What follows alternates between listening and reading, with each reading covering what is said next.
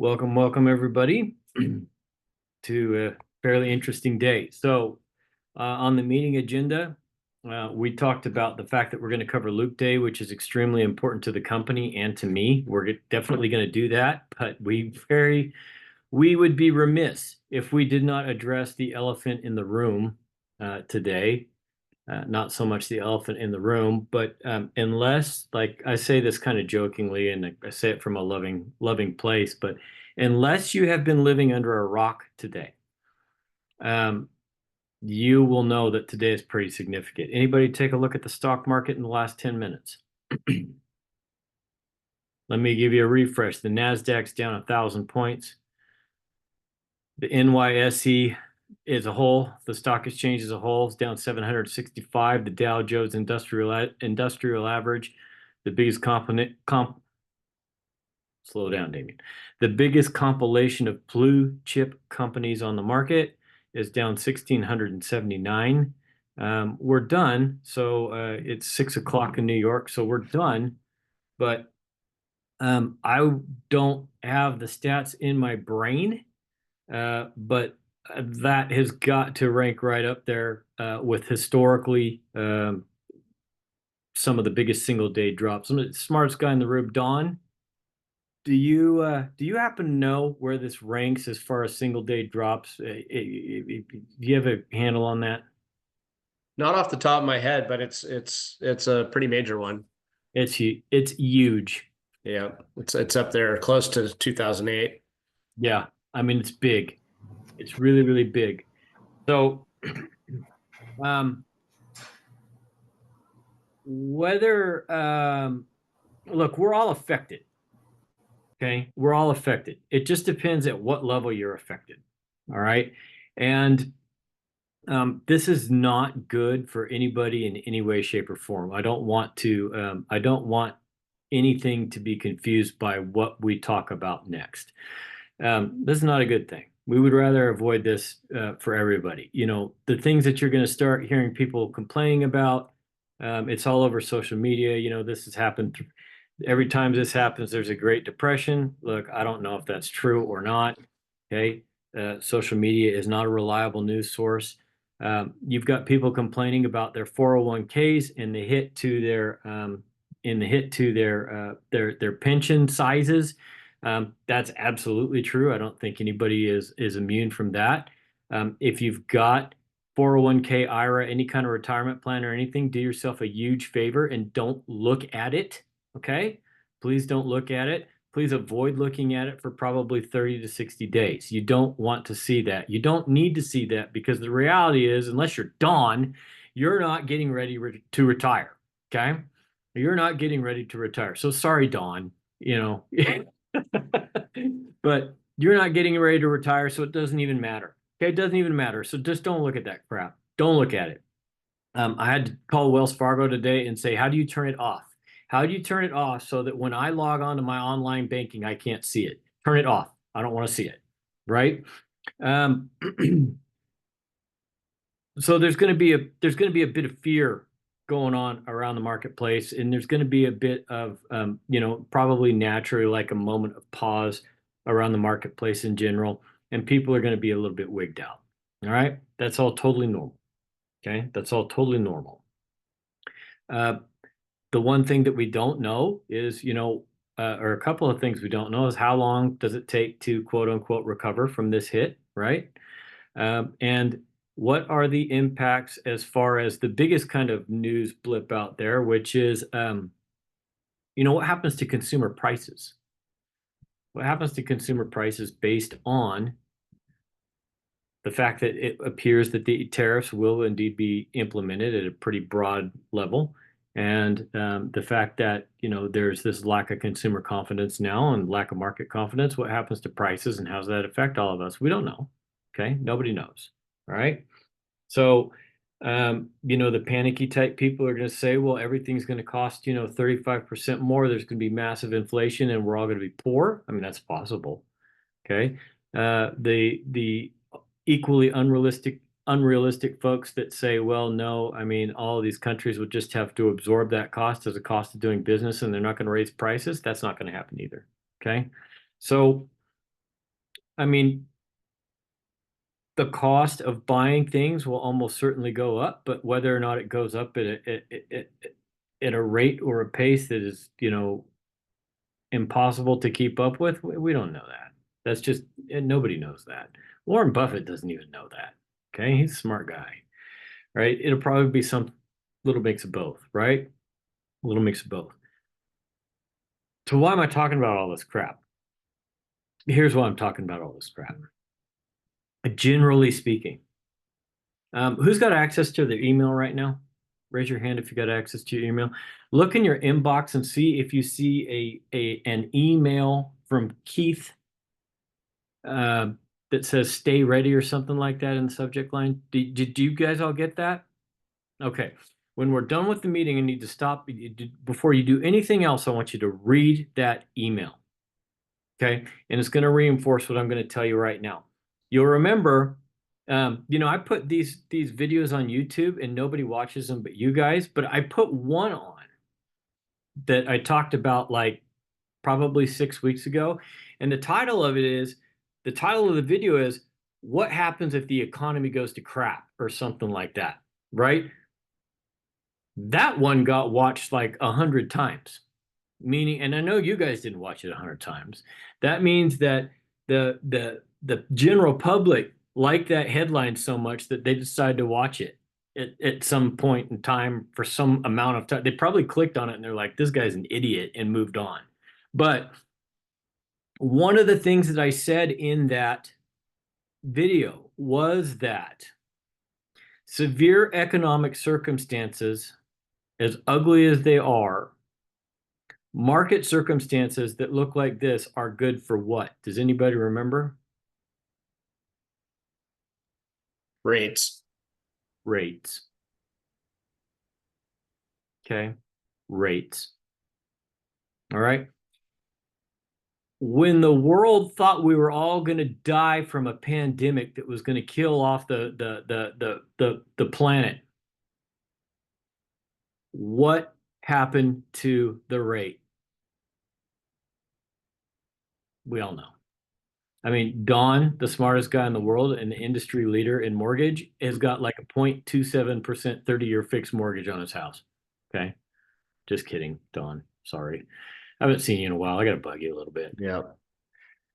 Yeah, I just looked up that crash and it was a 5 to 6% market crash, Yeah. and COVID was a 12%, to put it in perspective.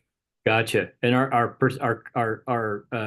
going to not call it a crash. I'm going to call it a correction. Our correction today was what? Do you know, percentage wise? It was about 5 to 6%, depending if it's the Dow or the NASDAQ. Not bad. Not bad. Okay. So chances are better than not that the quote unquote recovery from this is gonna take a little more than a day or two. All right. And that the fact that it's not going to recover right away is going to have, I don't even know if I want to say this, it's going to have a positive effect on rates. Okay. Everything that we've been talking about, you have to do now. Read Keith's email. It's not like be ready. It's not just stay ready. It's stay really, really ready. Because I'm here to tell you, as scary as the economic news is, and as locked up as some people are going to be, there's an equal or greater amount of people that just don't care. And it's not going to affect them all that much as far as what they can do with regard to purchasing real estate. But what has kept them out of the real estate game is the fact that they think the rate is too high. Okay. When the rate goes down, and I'll go on record right now, not if, when the rate goes down, because it's going to, these people are going to come off the sidelines, and they're going to come off the sidelines quick. Okay. And then it's a foot race to see which agent helps them. Okay. You've got to hear me right now. You've got to do some things starting right now, today, to be in a position to capitalize on that. I'm going to sound like a broken record, but I'm going to say it anyways. Number one, I'm going to say this first so that Michael doesn't tell me I forgot it. You have got to have some blank, generic buyer and maybe even seller presentations printed, bound, and sitting in your car. Okay. Not a lot of them, guys, because you can always make more if you need them. I'm like 3 of each is plenty. It's probably too much. Probably 2 of each is good, but you have to have it. Okay. Number two, this is an ongoing number two, but you have got to step up the amount of contact that you have with your sphere of influence. You have got to step up the amount of conversation that you have in general around real estate. You have got to step up in a very loud way any kind of self-promotion that you do. I'm thinking about social media. Okay. I'm thinking about if any of you are doing postcards, whatever you want to do. But look, social media is free. All right. It's free.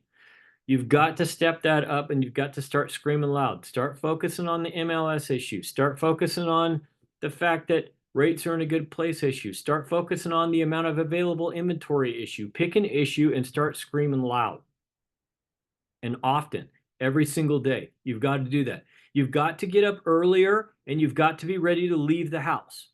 Okay. What that means is you've got to get up in the morning a little bit earlier so that you can get iPhone, hold on, so that you can get whatever you need to get done, you know, your breakfast, your shower, your workout, whatever. And then you can get dressed. And for me, you can always tell with me, if I comb my hair, I'm going somewhere. If I throw a hat on, I'm not planning on leaving. All right. No more hat days. There's no more hat days, Brendan. No more hat days. Get a haircut, Brendan. Comb your hair. Yep. I know why you're wearing the hat. You've got to be like that at I don't know your schedule or whatever, but for me, what that means is that everything's done. The food's in my stomach, everything's done, and I'm dressed and I comb my hair and I shaving. That's the other thing. If I don't shave, you know I'm not going anywhere. I've shaved and I've combed my hair by the time the clock hits 7. Okay. By 7 o'clock at the absolute latest. Jessica knows I prefer it earlier, but 7 o'clock has got to be the cutoff. Because if somebody calls you, you have to go.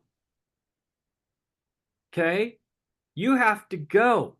I've been in these markets before, and I've said this before. Yeah, I'm a little booked up right now, but I can get to you in like 3 hours. Click, moving on. Okay? Your only answer is, yeah, I'm on my way. Don't worry. Yeah, what do you need? And that's every day. Okay. That's every day. No more Saturdays with pancakes in the sweats. You got to have pancakes with your hair done. Okay. No more Sunday. Football's not on. Okay. No more Sundays, cooking nachos and all that other. You got to be ready to go. You got to be ready to capitalize. You got to get loud. You got to start talking and you got to be prepared and ready to move at a moment's notice. Okay. When somebody calls you, and we've talked about this before, when somebody calls you and says, man, I think about selling my house, I'll be there tomorrow. Or if it's morning time, I'll be there this evening. I will be there. And if they tell you, whoa, I'm not in that much of a hurry, then fine. Fine. Schedule accordingly. All right. But I will be there tomorrow. Tomorrow. Jessica got a listing appointment or she's been trying to chase a listing, right? Communicating with the clients, whatever else. Client finally gets back to her and says, yep, I'll see you at 11 o'clock on Friday. She can't go at 11 o'clock on Friday. Okay, she's unavailable. She can't go at 11 o'clock on Friday. So you know what she's going to do? Send me. I'm not going to steal the job from you. I'm just going to go close it for you. And then give it to you. And Michael. Send Michael. Send me. Send Michael. I'll wrap it up for you. Well, I'll put a bow on it and I'll say, here you go. Okay. Reach out to Kitty. I have the attention span of a fruit bat. Kitty. Reach out to your team. Don't miss an appointment. Accept some backup. Call me. I'll do it. I won't steal it from you. You guys know that by now. You can trust me. I'll go get it done for you, and I'll hand it to you on a bow, with a bow on it. We're That's the best thing about our office, you guys. That's the best thing about the culture of our office. And one of the main filters that you guys all had to go through to make sure that you could be here is we are not those agents, right? You need backup? I'm there for you. I got your back. You need backup? Brendan's there for you. He's got your back, et cetera, et cetera, et cetera. Get him, kitty. Okay? You have got to be ready. You've got to read that email. You've got to change everything you're doing. You've got to have your tomorrow you've got a whole new plan. Okay? I'm in ready mode all the time. I strike back. I strike early. If people need me, I'm there and I am prepared. I've got everything that I need built. Might not be perfect. Okay? It might not have their name on it. It might not have their address on it. It might not be perfect, but it's way better than what anybody else is going to pull out of their car. Okay? You got to be ready to go. Because the window, it's small, right? It's so small. Who, except for Don, which I know because he's like legendary and everything else. Who here, other than Don, has ever surfed, boogie boarded, any of that stuff? Anything that has to do with a wave? Who's ever done that? Okay. How, when you're waiting and you've got a paddle, how big is that window where you're either going to ride it or you're going to miss it? How big is that window? It is tiny, right? You see the new guys or the guys that aren't really good at it or haven't been doing it very long, they'll be out there all day and they'll never catch anything, right? Because they paddle late, right? They paddle late. This is exactly the same thing. Okay. Don knows, you can ask him. Don knows if you want to increase the amount of success that you're going to have with catching a wave, you paddle early, right? You can always slow up a little bit, okay? But you can't ever catch up. That fair to say, Don? Yeah. This is exactly the same situation. This is exactly the same situation. And you will miss that wave. And man, there is nothing worse than having this opportunity to do, and I'm not exaggerating, to squeeze in 3 or 4 transactions in a pretty small window and have missed that. Okay. It is coming. I have been talking, I'm a year late, but I'm telling you, it is coming. Okay. It is coming. Be ready for it. Don't miss out on it. Be prepared. Be ready to leave the house. Answer your phone. Okay. I am the worst at that. If I don't recognize the number, you're going to voicemail, right? Not anymore, guys. Not anymore. Every time that stupid thing rings, I'm going to answer it. If it's a telemarketer or a recruiter or all the people that I don't want to talk to, even if it says potential spam, I'm answering it. Okay. And if I don't, I'm just going to hang up on them. Okay. I'm just going to hang up on them. But we're going to come into one of those situations where people are going to make a call and they're not going to leave a message or send a text. They're just going to go to the next number. Okay. So you got to answer it. You got to do all those things, right? It's a race from here on out. It's a race.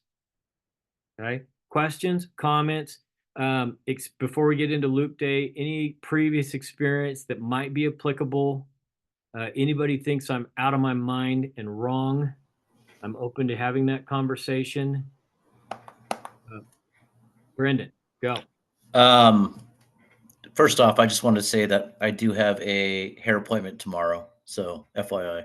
You have to make an appointment where you get your hair cut? Oh yeah. Oh my God. Don't you go to a barber? I can't, yeah, but I can't go and sit there and wait, and listen to them all, John and laughing about whatever. I want to get in and get out of there. Um, but I do want to say that I have a couple lenders. I don't want to step on any lenders' toes. I know we have some lenders here in house, but I get updates from a couple lenders that I'm familiar with, and one of them had some interesting programs going on where they're doing the same pricing for investment and second homes. Wow. Yeah, and same lender was saying that he's pricing out today at 6.125, Wow. and he thinks with a unfavorable jobs report tomorrow that he could be in the high fives tomorrow. So, we'll see what happens. But that could change a lot of things. People see a five in front of their rate and they may get off the fence. They see a 5 and it's on. I'm telling you right now, it's on. Like it will go. Here's the other thing that you might want to start thinking about doing. Do an open house every Saturday, every Saturday and every Sunday. Find one, do one, run one. Okay. If it comes out with a 5, it is on. You know how many years it has been since we've seen a 5, Don? 3? 2? Feels like a century. How long? It's been about 3 years, I think. 3 years. Yeah. Yeah. It's on. And five's really like that's the sweet spot for the mortgage industry. Like Mm-hmm. everything starts happening once you get down to 5.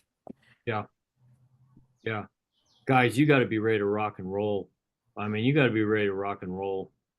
Uh, who else? Brendan, thanks for that. I had no idea. Thank you for Yeah. filling in And on that. just for comparison, too, so the other lender that I talked to that gives me updates, he's pricing at 6.3 today. But he thinks that everything going on, that he's optimistic for rate cuts in 2025, which we did not think were going to happen. No. Yeah, so and it hasn't happened, but he thinks because everything going on and what's going on in the world, that it's a possibility. So I'm hopeful that I know the market's horrible. We lost a lot of points in the stock market today, but I mean that could spell some good news for us. I said it before. I said it in that last video I did. I don't want to be a sadist, but I'm telling you right now, a recession is great for rates. You know, and I'm not going to say recession. I'm not. Even though I just said it. But any kind of economic turmoil or any kind of big scary is really good for rates. It's just historically true.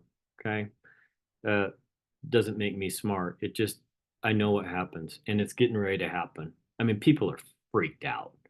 So uh, be ready. There is so much built up or delayed activity, you guys. I mean, it's out of control. And if there's a 5 in front of it, I mean, we've been saying for a long time that anything below 6.5 makes people act, right? You put a 5 in front of that instead, it's on. It's on in a big way. All of a sudden, some of these first-time home buyers that have been, priced out because of the qualification matrix and the effect on the payment and the DTI and all that, they're back in the game at 5. They're back in the game. And I shouldn't say 5. It'll probably be like 5.9, but you know what I mean? Like, don't miss out. Don't miss out. Those of you couple who got listings coming up in the next couple of weeks, man, you're gonna kick some butt. It's gonna be crazy. Gonna be crazy. Right? I mean, there are 3 of you that got listings coming up in very, very short future. Those things are going to explode.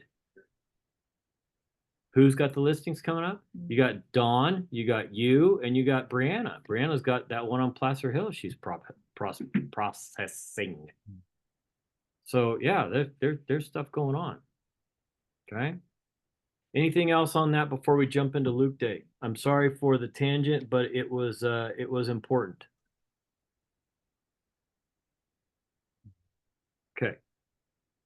7 a.m. That's when you're ready to step out the door.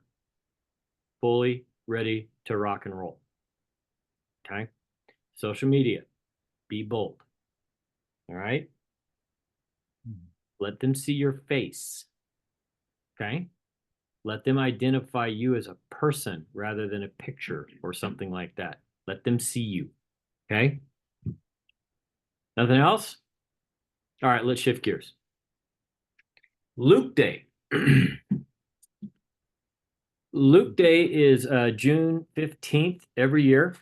Okay. This year we're gonna deal with Luke Day on June 14th rather than the 15th, so that we're not competing with Father's Day, because I think that that would be bad. But Luke Day is a very important day for our company in general, and also means a lot to me. So it's tagged as Luke's birthday. Okay, it was the day that I think James Dwiggins finally agreed to let Luke live at NextHome, and uh, it is our national company-wide day of service, and people do all kinds of different things. Okay, brokerages do all kinds of different things, ranging from very simple to really, really extravagant. You know, some brokerages just do an online what's that thing called, GoFundMe, you know, and raise money for a cause, and then other brokerages go out and build houses, right, with Habitat for Humanity. So it kind of covers all things. I don't request that you guys be somewhere very often, okay? Or strongly request that you guys be somewhere, or don't strongly request that you guys do something very, very often. But this is different.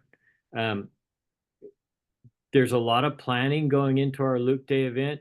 Jessica is spearheading the planning for the event. Brianna has been and is very, very involved in putting together what I think is going to be a super cool event. And I need everybody to mark their calendars for that 14th of June to give us the day to be present. And it's good for you too. Okay. Trust me, it's good for you too. But if you're there, if you're around, if you're available, if you're not somewhere with no cell service, you know, be there. Okay. You're going to get a lot of community exposure. You're going to get a lot of goodwill. You're going to make a lot of contacts. All right.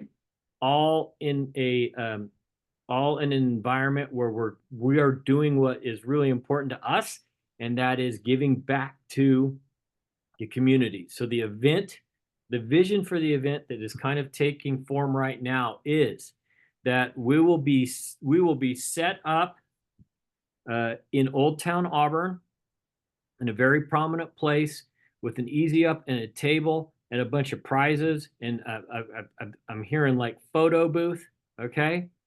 And the idea is that people will come and either make, and we're championing, I believe it's going to end up being the Auburn Animal Shelter. Okay. The one out at DeWitt. We're championing them. It's going to be well advertised, well promoted. And it's basically come by, drop a donation, or come by and buy a raffle ticket and win all these prizes that we round up. And we're going to donate all the proceeds to the Auburn Animal Shelter. We're talking right now about having a co-sponsor that's a pretty large name in Auburn. Okay. So if it all pulls together, between calling the newspaper and the exposure that there will be just on social media from this, it'll be a huge draw event. It'll be an absolutely huge draw event, right? And so we need people there to make sure that we put on a good event and make sure we get as much you know, good stuff out of the event as possible, and round up as much money for the charity as possible, et cetera, et cetera, et cetera, right? Now, I know that we have to talk about business, so I'm going to tell you, I mean, there is nothing more powerful than you being out, giving away your time to the community that you quote unquote work in. I know that we all don't, Auburn isn't everybody here's hometown. I get that. But you all work in Placer. You all work in Placer, right? We know that there's more real estate transactions in Placer than there is in almost any other county in our area. Okay. The exposure in Placer. Placer. What's that? I don't work in Placer, Oh, but you will. You work. Nevada, the county. Yeah. Oh, but you will. Shelby the Buzzkill chiming in, taking away my mojo. So the exposure for you is a very, very good thing. All right. The networking for you is a very, very good thing. All right. If you're talking about being selfishly, business motivated, it's a very, very good thing. The press that you're going to be able to give yourself is a very, very good thing. That's not why I want you there, but there is a benefit to you from it too. Okay. Here's the other thing that we need you to start thinking about. It's going to come out in an email for the people that aren't there or whatever. I get it. All right. I need every single one of you, please, every single one of you, please go to a business, get a raffle prize. All right. Go to a business, get a raffle prize. We will have some kind of write-up for you, some kind of paraphernalia so that you can show the business what we're doing. We're not there yet, but we will have it to help you along. But if everybody that worked for the company grabbed one prize, just one prize, that's like 22 raffle prizes, good ones, right? It's a lot. It's a lot. And that keeps the people that are planning or the people that are doing a lot of the heavy lifting, that keeps them from having to add something to their list, which is go out and get a bunch of raffle prizes. So we need your help on that. Come again? A prize donated from a business. Yeah. A prize donated from a business. Yeah. We'll give you guys like a speech or a script. It will also give you like some kind of graphic that shows what we're doing, right? With some names on it, some sponsor names on it, and everything else. And this is not difficult. This is like, hey, I eat at Trey Pazzi a lot, right? So when I'm in a Trey Pazzi having dinner, I'm going to say, hey, Eric, how about kicking in $150, $200 gift certificate? Here's the event that we got going on. It's all local. All the money stays local. It's all charity driven. How about giving me a gift certificate? It's one of those kinds of deals, right? So more coming on that, but I wanted to give you a heads up on it now so that number one, you can mark your calendars, so that number two, you can think about, who you might like to hit up for some kind of prize so that we can put it all together and not be scrambling at the last minute on June 12th. Okay. So questions, thoughts, anything on clarifications needed on Loop Day? I know that's kind of a high level overview. There's going to be a lot more information that comes down the pipe. The most important thing for me right now is to let you guys know, hey, please save this time. And please understand that this is very, very important. It's part of our culture as a company. Okay. Not just here, but company-wide. It's a really, really big deal. It's something that we really are proud of and that we try to do a lot of as a company. What's Question. the event that it's being done at? The event that is. What's the event that we're doing this at? You mean the location? Well, you said Old Auburn, but I mean, is it something going on that day? No. No. Oh, okay. No, it's just going to be another Saturday in Old Auburn, I believe. I don't think there's anything going on that day in Old Auburn. I hope not. Well, maybe that'd be good. I don't know. Yeah. Anybody else? Ron? Anybody like, hell no, I don't want to do it? I'm moving my box around so I can see your faces, those of you that are on camera. Can you hear me? I have I an can. idea for promo. Oh, go ahead, Mike. Where is it exactly again? It's going to be in Old Auburn. I don't want to say the location yet because Okay. it's not 100% confirmed, Okay. but Thank you. it's going to be in Old Auburn. Not downtown Auburn, Old Auburn, right? Old Auburn's the one with the statue. Downtown Auburn's the one with the club car. You're gonna let us know when you know it. I'm going to let you know when you know. Yeah, when we know. Yeah. Yeah. Anybody besides Jessica and Brianna tell me who the statue is in Old Auburn? You know who that is? The gold miner bro? No? Okay, that's Claude Channa. Did Karen guess in the chat? Yes. On. Karen dropped it. Okay, yeah. I should have excluded you too. I didn't think about that. Should have. There's ideas in the chats. Where's the chat? All right. Let's see. Haircuts, I see. All right. You have reached the recording limit. Have we considered a booth at the farmer's market down there?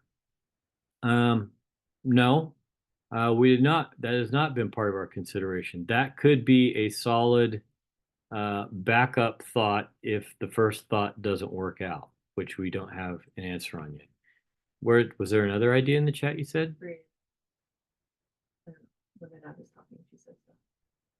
I don't see her in the chat. Brianna, what was your idea that I can't see in the chat? Oh, you were gonna. Just an idea for giveaways at the booth. When I had Coco Spade, the vet put the cutest bandana on her with their logo. So I was just thinking if we had some orange ones with our logo or even like our office info on it, that would be a cute giveaway for people with dogs because Old Town, a lot of people bring their dogs, A especially on lot of dogs. Yeah. Luke bandanas. cute. Ask who? Did you go to Bowman Vet, Brianna? Or a different vet? No, my sister works at one in El Dorado, actually, so I took her there. Gotcha. Okay. Okay. All right. Anything else? Where are we at? 37. We got lots of time. Okay. Anything else? Luke Day? If you, it's the 13th, but Auburn Cruise Night is Friday. Oh, okay. Good. So that would be a ton of people. Yeah, I don't know if we could squeeze in on that. Isn't cruise night in downtown, not Old Town? Yeah. Cruise night's in downtown. Yeah. Yeah. We could always use that day as a like walk around at cruise night and invite people. Flyers. Flyers at cruise night. Wow, that's a hell of an idea. Okay, flyers at cruise night. That's a great idea. Anything else? Good stuff, you guys. Oh, I see thumbs is up going in front of Jess. Lots of thumbs is up. There you go. Okay, one more article I'm going to have you read. I will try to remember to email you a link, but man, there's so much stuff going on in real estate. If you would go to James Dwiggin's Facebook page, it was a post that he made today. It is a link to an article that he wrote for Inman about clear cooperation policy. Okay, what we talked about 2 weeks ago and the change to clear cooperation policy. It is an amazing historical perspective of where we were as an industry 40 years ago, why clear cooperation policy was generated, and what could potentially happen now that it's been eliminated. It's very, very comprehensive, and he's got direct exposure because his grandfather owned a huge brokerage in the Central Coast. His father and his mother were both heavily into real estate. Okay, his grandfather and his father helped create the MLS as we know it and the clear cooperation policy as we know it. And I don't want to spoil it for you. I want you to read it. But it's written from the perspective of a family that benefited extremely from the lack of having something like a clear cooperation policy. And why, looking back on that, they felt it was wrong and that it harmed the consumer, and so that they wanted to do something about it. So these are people that took out of their own pocket to help create the greatest real estate market in the world, which is the one that we have right here. Okay. It'll give you a different perspective and a different stump to talk about the importance of exposure for a seller, the importance of distribution for a seller's listing, and everything else. Because at the end of the day, the reason that I feel so passionately about it isn't because I don't think that we as a company, NextHome as a company, with 800 offices, NextHome as a company could probably benefit from office exclusive, company exclusive listings, delayed marketing. We could probably benefit from that financially, but it's wrong. It's not serving the consumer. It's not fulfilling our role of agency, right? It's dirty. Okay. It's about money. And if we truly are advocates for the consumer, the buyer, the seller, if we truly are putting their needs above ours, like we're supposed to, like the code of ethics says that we do, we would never, ever, ever consider the shift that we've made in the industry with these policy changes. Okay. Yes, I understand. There are the Taylor Swifts, the Patrick Mahomes, the Travis Kelce's of the world that do not want their house on the MLS. I understand that. There always will be those people in the world, and we will exclude their properties whenever they ask us. In fact, we might recommend that they exclude their properties, but we're not at that point talking about John Q. seller and John Q. buyer. We're talking about less than 1% of the entire real estate transaction inventory in the nation. Okay. Those people don't apply. So if somebody comes to you and starts bringing up situations like that, you can say to them, yeah, I understand. That's less than 0.5% of all business transacted in the United States. What about the other 99.995%? Okay. I'll say one more thing about it and then we'll wrap up. Everybody see the Facebook post of the Compass billboard I put up?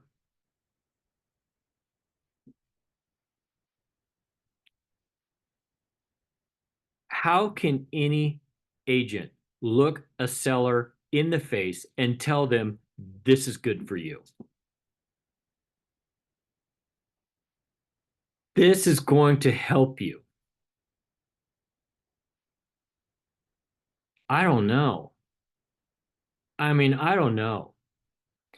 I bet you if one of those agents was going to sell their house, you're damn positive they'd put it on the MLS and syndicate it to Zillow and Realtor.com and Homes.com and everybody else that would take it. You know they would. What kind of moron wouldn't? I mean, really. I'm going to sell your car for you, Dawn. I'm going to sell your car for you. But I'm not going to put it on the internet. Not really. I'm just going to put it on my website. And that's good for you.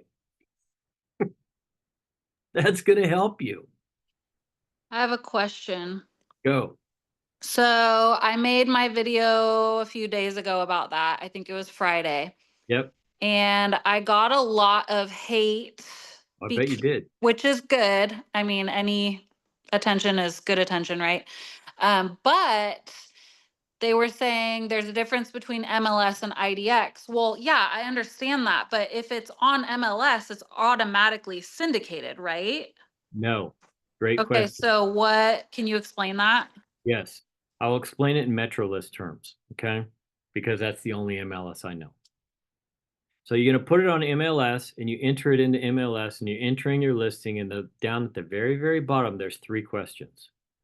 One of them says public, one of them says publish to internet, and the other one I think says VOW, right? Or something like that. If you say no to any of those, it will be on MLS and it will not syndicate.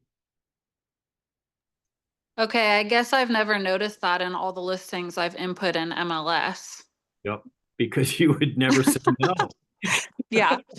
Of course I want it on the internet. Of course I want it to, to be viewed by public. Of course I do. Okay.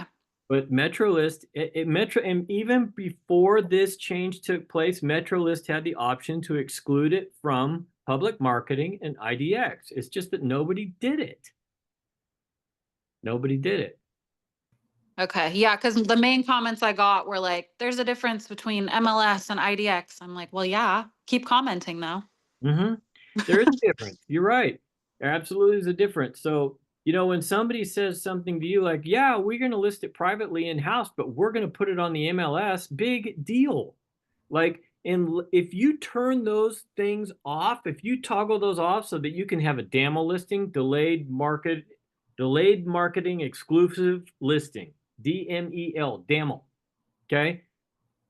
A DAML listing is when I enter it onto the MLS so that agents can see it, but I turn it off to the public and I turn it off to the internet, and it doesn't syndicate anywhere, and it's parked on MLS. That's not good for a seller. And you can say, well, I'm putting it on the MLS. No, you're not. Syndicate it. Truly putting it on the MLS means you syndicate it to the world. Yep, Brendan. I've got a question for the clarification that I would like you to address. Everybody that puts their listing on MLS and clicks that box gets syndicated. Does everybody get syndicated? Be a little more clear. I'm not sure what you're at.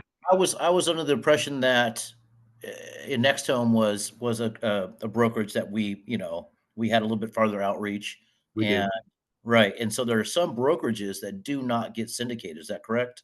That is correct. Okay. I think, yeah. And I thought that. I just wanted to make sure that I was right about that. So, Brianna, that's something you can also touch on too, is that, not everybody that goes on MetroList gets syndicated. Mm-hmm. I mean, MetroList in and of itself syndicates to some extent, right? So like if you enter a listing on MetroList and you don't click any of those boxes, MetroList is going to syndicate it to a list of 100 places, right? Where we really lead as a company is our intranet grabs that listing of yours from the MLS, and then our intranet says, now I'm going to syndicate. And that's where our true syndication power comes from. It doesn't come from the MLS, it comes from the intranet. I think it's 800 sites or something like that. It's huge. I don't even know how big it is.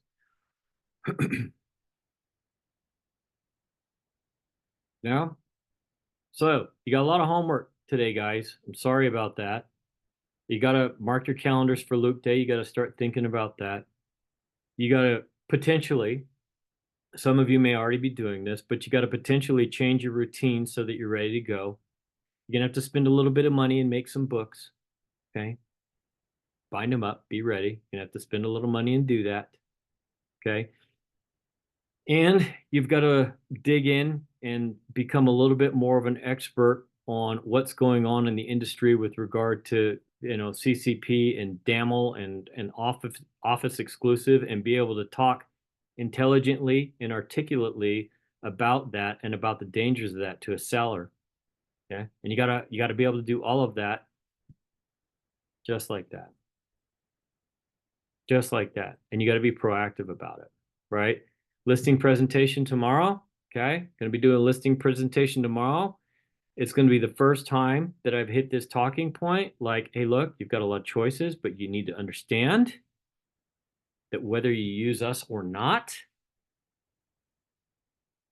there are 3 questions that you need to ask and get and absolutely make sure that you have in writing before you sign anything. What are the 3 questions?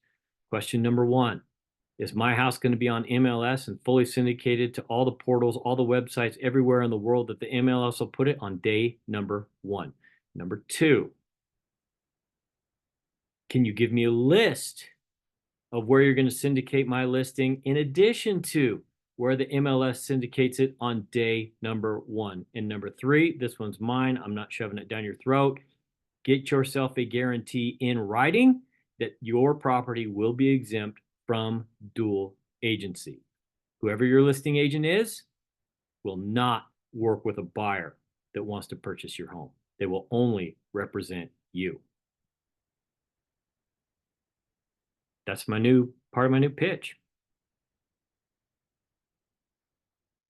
You guys massage that stuff into what you're going to use for your pitch. Why am I doing it? Why am I doing the dual agency thing, even though I don't do dual agency, but why am I doing it? Is it just about me? Anybody want to know why I'm hammering that so hard right now? Any guesses? It's just another bullet against people that are going to put it on a PLN or keep it in-house and try and double in the deal. It's just another bullet. Builds trust. Because that's what, at the end of the day, that's what Office Exclusive and DAML are all about. They're about trying to keep the money inside the company and trying to create an environment where agents are going to be able to double in more transactions. That's what it's about. Okay. So when I say hashtag money grab, that's what I mean. All right. Questions, thoughts, whatever. 52, doing good. That was a lot. Sorry, but it's important. Now, everybody's done. All in, all done, as they say in Vegas. Okay, clicking the button in 5, 4, 3, 2, get ready.